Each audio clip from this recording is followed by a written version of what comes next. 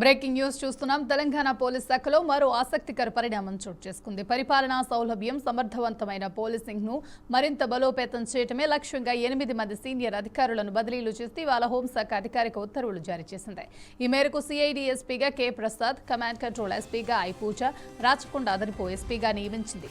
అలాగే Ravi SEB DG ఆఫీస్కు S Suryanarayana, SOT అదనపు డీజీపీగా టి గోవర్ధన్, ఇంటెలిజెన్స్ అదనపు ఎస్పీగా జి నరేందర్, సైబరాబాద్ అదనపు డీసీపీగా ఎం సురందర్శన్, హైదరాబాద్ సిటీ డీసీపీగా కె వెంకటలక్ష్మి బదిలీ అయిన వారిలో ఉన్నారు. కాగా ఈ బదిలీలతో పాటు పలువురు అదనపు ఎస్పీ ర్యాంక్ అధికారులకు కూడా కొత్త బాధ్యతలు అప్పగించారు. ఇటీవల కాలంలో పోలీస్ శాఖలో వరుస బదిలీలు చర్చనీయాంశంగా మారాయి. ఈ మార్పులు పోలీస్ వ్యవస్థలో మరింత సమన్వయం, సామర్థ్యం పెంపొందించడానికి దోహదపడతాయని పోలీసు ఉన్నతాధికారులు అభిప్రాయపడుతున్నారు.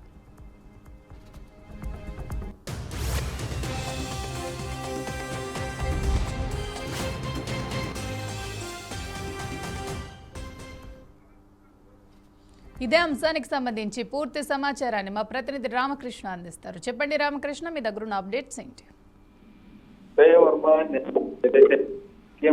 రెడ్డి అధికారులతో భేటీ అయ్యారు. ఐపీఎస్ ఐఏఎస్ తో పాటు మంత్రులతో కూడా భేటీ అయిన నేపథ్యంలో ఈ బదిలీలు ఏదైతే తెలంగాణ పోలీస్ శాఖ మరో ఆసక్తికర పరిణామం చోటు చేసుకుంది. పరిపాలన సౌలభ్యం దానిలో భాగంగానే దాదాపుగా ఏదైతే ఐపీఎస్ లకు బదిలీ అయిందని చెప్పుకోవచ్చు.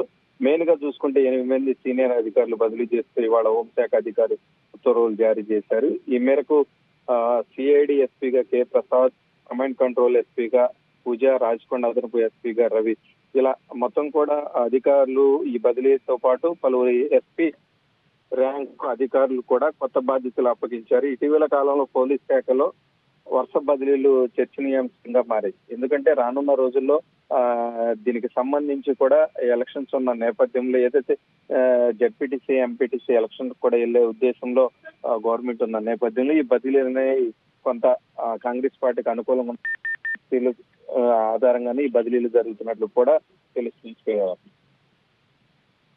Thank you Ramakrishna, thanks for the update.